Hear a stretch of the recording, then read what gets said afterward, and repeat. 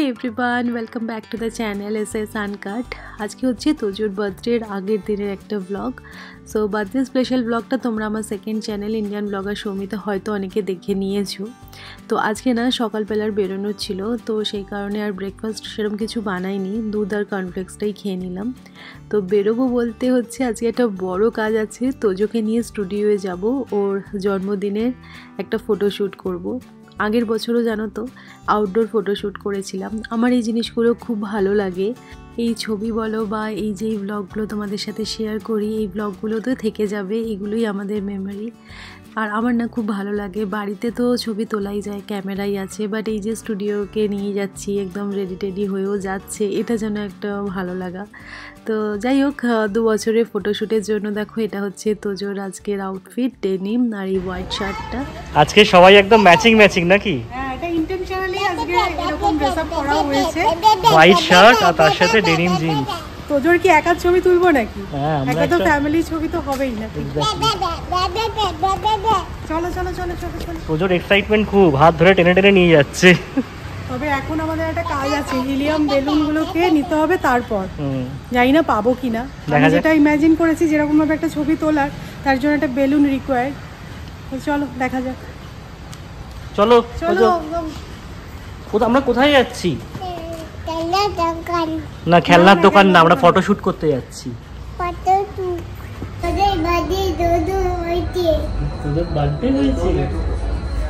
আচ্ছা, তোজোর বার্থডের জন্য হয়েছে। আমরা কি করতে এসেছি? ফটোশুট।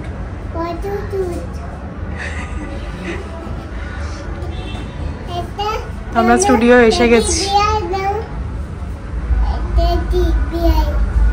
টেডি বিয়ার দেখতে পেয়েছো, ওখানে আছে একটা প্রপস, টেডি বিয়ার। ঠিক আছে, টেডি বিয়ারের সাথে তোমাকে একটা ছবি তুলে দেওয়া হবে, ঠিক আছে?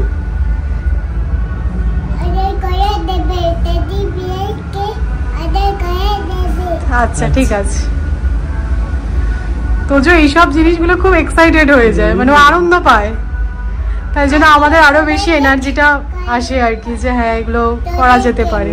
সেটাই, ও খুব এনজয় করে। তুমি যদি হেসে হেসে সুন্দর করে পোজ দিয়ে ছবি তুলবে। হ্যাঁ ঠিক আছে, বেলুন সাজিয়ে দেব। ঠিক আছে, ওটা পরে, কালকে, আজকে না। ও সব বলে দিচ্ছে কি কি হবে।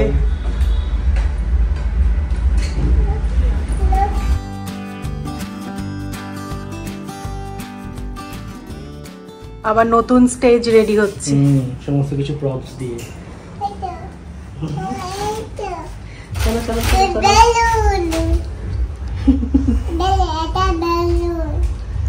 এখানে কত রকমের প্রপস আছে।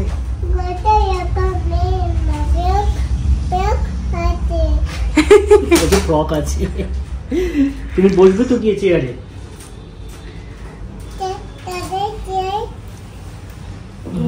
বসো।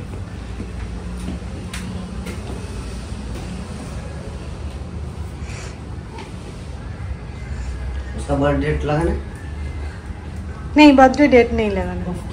আর কি মনে হয় বলো তো, আমার মতোই না, আমার ছেলে ছবি তুলতে খুব ভালোবাসে, মানে ওকে জাস্ট পোজগুলো বলে দেওয়া হচ্ছিল আর ও খুব সুন্দর এনজয় করে ছবিগুলো তুলছিল। তো খুব সুন্দর সুন্দর ছবি এসেছে তোজোর, আর আমাদের একটা ফ্যামিলি ফটোও আমরা তুলে নিয়েছি। তো আমাদের ছবি তোলা হয়ে গেছে, আর তোজো এত সুন্দর সুন্দর পোজ দিয়ে ছবি তুলেছে, আনবিলিভেবল। মানে আমরা ভয় পাচ্ছিলাম যে কি হবে না হবে, ওর মুড ঠিক থাকবে নাকি। ও বসে যাচ্ছে আগে আগে, বসে যাচ্ছে, আবার ক্যামেরা এসে দেখছে ঠিক আছে কিনা, তো সবাই হাসছে ওকে দেখে। চলো, তো এইটা জাস্ট নিয়ে নিলাম, এটা বাড়িতে ডেকোরেশনে কাজে লেগে যাবে। বাড়ি ফিরতে ফিরতে প্রায় বেজে গেছে 1:30। তো তোজোর খাবারটা আমি বানিয়ে গিয়েছিলাম, তো আজকে আমাদের জন্য যেটা বানাচ্ছি সেটা প্রত্যেক বাঙালির কমফোর্ট ফুড। এই যে দেখো, ভাতে ভাত, তার সাথে এইভাবে একটু ডাল সিদ্ধ দিয়ে দিয়েছি, খুব ভালো লাগে খেতে, আর একটা করে ডিমের পোচ করে নেবো, গোবিন্দভোগ চাল দিয়েছি। তো এটাই হচ্ছে আজকে আমাদের লাঞ্চের মেনু। অনেক দিন পর জানো তো ভাতে ভাত বানালাম আজকে, খুব একটা এখন খাওয়া হয় না বললেই চলে। আর যেহেতু একটু গরম খেতে হয়, মানে ঘি টি দিয়ে খাওয়ার ব্যাপার যেহেতু, তাই শীতকালে ভাতে ভাতটা খেতে বেশি ভালো লাগে। বাঙালির সত্যি এটা হচ্ছে কমফোর্ট ফুড। চট করে দেখো লাঞ্চ রেডি হয়ে গেল। আমার তো ভীষণ প্রিয়, আমি জানি তোমাদের অনেকেরই ভালো লাগে ভাতে ভাত খেতে। তো আজকে তো আর সময় ছিল না বলে আর অন্য রকমের কিছু ভেজিটেবলস ভাতে দেওয়া হয়নি, তো এই দিয়ে আজকে আমাদের লাঞ্চটা একদম তোফা। Good evening. সো একটু রেস্ট নিয়ে এই জাস্ট আমি উঠলাম, তো আমাদের চা খাওয়া হয়ে গেছে। এখন থেকে কালকে প্রিপারেশন স্টার্ট হয়ে যাবে। তো সৌরভ এখন বেরোবে, কিছু ভেজিটেবলস নেওয়ার আছে, কালকে ওই জন্মদিনের ভাজাভুজি করব, তো সেই কারণে তো সেগুলো সব নিয়ে আসবে। আর আমিও আজকে মাটন বানাচ্ছি। দেখো তোজো তো মাটন খাবে না, কারণ এখন অবধি আমি ওকে মাটন ইন্ট্রোডিউস করিনি, একটু জাস্ট নামে মাত্র ওকে দেবো। মেনলি কি হয়েছে, কালকে তোজোর জন্মদিন পড়েছে মঙ্গলবার, আর আমরা মঙ্গলবার দিনকে ভেজ খাই, কালকে মাটন বানাবো না, তো সেই কারণে আজকে রাত্রিবেলা একটু মাটনটা বানিয়ে রাখবো, একটু প্রতিবেশীদেরও দেওয়ার আছে। আমি সেভাবে বড় করে কিছু বার্থডে সেলিব্রেট করছি না, কারণ এখনও অবধি তোজোর সেরকম ফ্রেন্ড সার্কেল তো হয়নি, ও একটু বুঝতে শিখুক, ওর বন্ধু গ্রুপ হোক, তারপরে তো এগুলো চলবেই। কারণ নিচে এখন যায়, ওর বন্ধু বান্ধব আছে, মানে যে যখন নিচে থাকে তার সাথে সেরকম আর কি খেলাধুলা করে, সেরকম মানে স্পেসিফিক কোনো বন্ধু নেই, থাকলে ডেফিনেটলি বলতাম। যাই হোক, এখন আমি মাটন বানাচ্ছি, কালকে একটু সবাইকে দেবো, মানে কাছাকাছির মধ্যে যাদের পরিচিত সেরকমই দিতে পারো, বেশি দূরে গিয়ে দেওয়া পসিবল নয়। একটু পায়েস দেবো, কেক দেবো, তো সেরকমই ডিসাইড করেছি। তো কালকে তো এগুলো সব বানানো হবে, পায়েস টায়েস সবই কালকে আমি বানাবো, শুধু মাটনটা বানিয়ে রাখছি, কারণ মাটন আমার রান্না করতে অনেক সময় লাগে, কারণ কষিয়ে বানাতে আমার বহুত সময় লাগে। তো সেই কারণে আজ রাত্রিবেলা বানিয়ে রাখলে বেটার, কারণ কালকে সকালবেলা কি হবে, তোজোর সব রান্না টান্নাগুলো থাকবে, সেগুলো সব বানানোর প্ল্যান আছে। তো চলো এখন কিচেনে যাওয়া যায়। আর আমাদের এখানে দেখতে পাচ্ছ ভালো কিন্তু গরম হচ্ছে, মানে গরম পড়ে গেল, মানে দুদিন কি ঠান্ডা পড়লো কি পড়লো না, বেশ ভালো গরম পড়ে গেছে। কালকে তোজোর বার্থডে, একটু মাটন রান্না হবে, তো সেই কারণে এসেছিলাম, মাটন নিলাম। আর এই মাটনের দোকানে যে লোকটা, সে আবার আমাদের ভিডিও খুব দেখে, যদিও ভাষা বুঝতে পারে না, বাট বলছে मैं हर वीडियो देखता हूँ, आप लोग गाँव गए थे दुर्गा पूजा में। হ্যাঁ ঠিক, টুকটাক কিছু বাজার আছে সেগুলো করে দেবো। তো মাটনের জন্য আমি পেঁয়াজটা প্রথমে চপ করে নিচ্ছি। আর জানো তো আগারোর এই চপারটা এত ভালো, মানে এতগুলো যে পেঁয়াজ আমাকে চপ করতে হবে কিছু গায়ে লাগলো না। আর কিচেনে যখনই কোনো একটু অন্যরকম আওয়াজ হবে, আমার ছেলে যেখানেই থাকুক না কেন ছুটে ছুটে চলে আসবে দেখতে যে কি হচ্ছে। তো এটা আমার এত মজা লাগে, আমি জানতাম যখনই আমি মেশিনটা চালাবো আওয়াজটা পেয়ে ও ঠিক চলে আসবে দৌড়িয়ে। তো যাই হোক, এখানে দেখো এতগুলো পেঁয়াজ কাটা হয়ে গেল 2 মিনিটে। তো প্রথমে মাংসের জন্য আমি পেঁয়াজটা ভাজতে বসিয়ে দিচ্ছি, কারণ পেঁয়াজ ভাজতে অনেক সময় লাগে। আর পেঁয়াজটা না একদম দেখবে গ্যাসটাকে বাড়িয়ে দিয়ে ভেজে নিলে হয় না, তাহলে কি হয় পেঁয়াজটা পুড়ে যায়, ভেতর থেকে ভাজা হয় না। তাই কখনো কমিয়ে কখনো একটু গ্যাসটাকে বাড়িয়ে ভাজতে হয়। পেঁয়াজটা মোটামুটি 80% মতন ভাজা হয়ে গেলে তারপরে কিন্তু জিঞ্জার গার্লিক পেস্টটা অ্যাড করব। যদি আগে থেকে দিয়ে দাও তাহলে কিন্তু মানে পেঁয়াজ ভাজা হবেই না।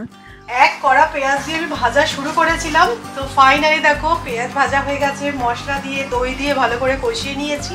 এবার মাটন অ্যাড করব। মশলাটা খুব ভালোভাবে কষানো হয়ে গেছে।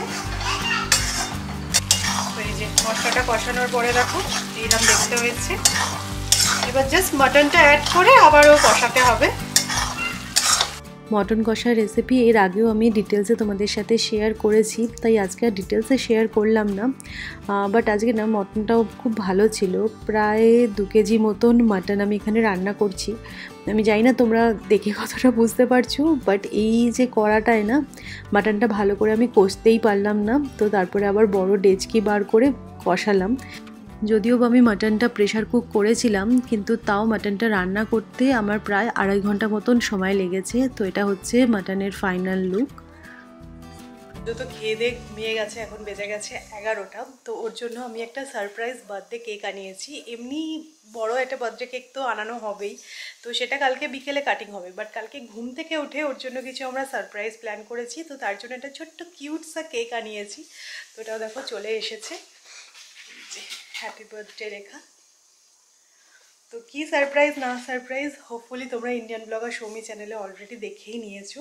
তো এখন আমার আর সৌরভের হচ্ছে মেন কাজ ডেকোরেশন করতে হবে। তার থেকে হচ্ছে গিয়ে ওর জন্য যে স্পেশাল গিফটটা সেটা অলরেডি গাড়িতে পড়ে আছে।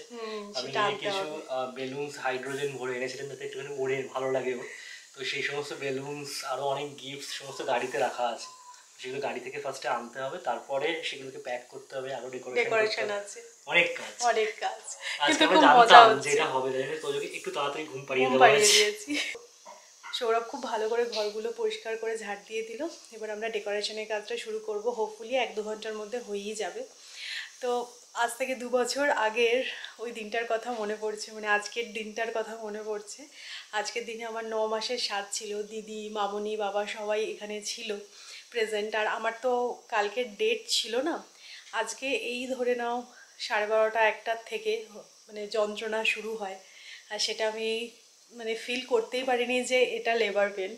তো সেই যন্ত্রণা সহ্য করতে করতে করতে করতে সেই 7টার সময় আমি হসপিটালে যাই। মানে লাইফে আর যাই হয়ে যাক, যা কিছু ভুলে যাই না কেন, এই দিনটার কথা মনে হয় আমি কোনো দিনও ভুলবো না। অত পেন সহ্য করার পরে যখন তোজোর এই কান্নাটা শুনেছিলাম, ম্যাজিক্যাল ছিল, এখনও অবধি আমার গায়ে কাটা দিচ্ছে। তো যাই হোক, চলো কালকের দিনটা চেষ্টা করব তোজোকে সব থেকে বেশি হ্যাপি রাখতে, সারা জীবন চেষ্টা করে যাও। আজকে ব্লগটা এই পর্যন্তই, তোমাদের সাথে আবার ইন্টারেস্টিং ব্লগে দেখা হবে। ততক্ষণের জন্য টাটা, সবাই ভালো থেকো, আর আমার তোজোকে সবাই প্রাণ ভরে আশীর্বাদ করো।